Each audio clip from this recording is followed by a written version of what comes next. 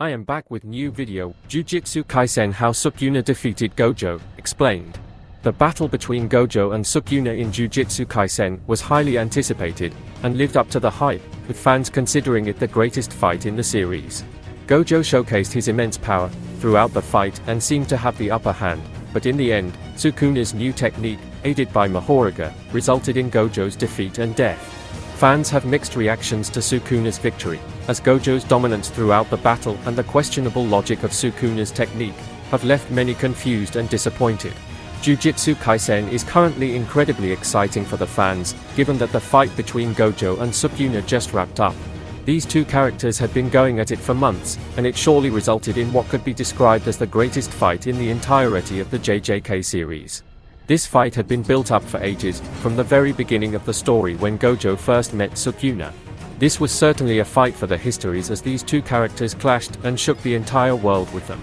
Jujutsukaisen best in 8 techniques. It wouldn't be a stretch to say that this battle was a clash of an unstoppable force pushed up against an immovable object. At the end of the day, however, one person had to emerge victorious, and in the previous chapter, that was revealed to be none other than Rhyme and Sukuna, the king of curses. Gojo, despite all his incredible efforts, ended up dying. This shocked all the fans of JJK alike, given how important and popular the character of Gojo was. While a lot happened in Jujutsukaisen chapter 236, the process by which Sukuna defeated Gojo was rather confusing for quite a lot of fans. Gojo vs Sukuna. Gojo vs Sukuna was certainly an incredible battle that every fan of the series was waiting for. Upon the beginning of this battle, fans knew that this was not going to be an easy fight for either of them. For one, Gojo was openly known as the strongest modern sorcerer, and, at the same time, Sukuna was widely known as the strongest in the entire history, also known as the king of curses. Sukuna was so powerful that he defeated countless sorcerers alone during the golden age of sorcery, and that is proof enough that his level of strength was completely different.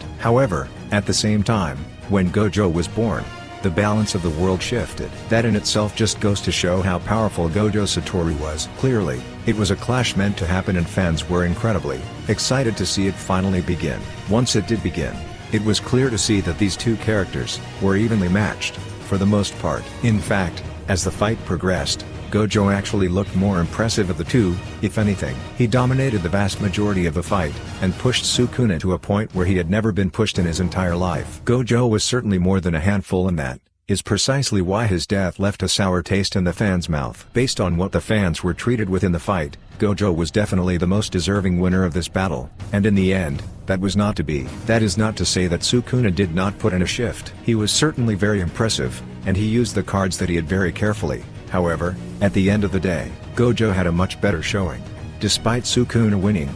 Now, let's talk about the role of Mahoraga. It is quite easy to tell that Gojo was struggling in the fight due to the presence of Mahoraga. This Shikigami was the ultimate trump card for Sukuna, and he decided to make full use of it. The greatest power that Mahoraga has at its disposal is adaptation. Essentially, it can adapt to any technique and then figure out ways to break through it. Sukuna wanted to use Mahoraga to find a way to bypass the infinity that surrounded Gojo. While Sukuna certainly could use domain amplification to make contact with him, he had to switch between that and utilizing his cursed technique, because no two can be used at the same time. Essentially, bypassing infinity would pave the way for him to win this battle. That is what he wanted from Mahoraga, to give him a way to win this fight.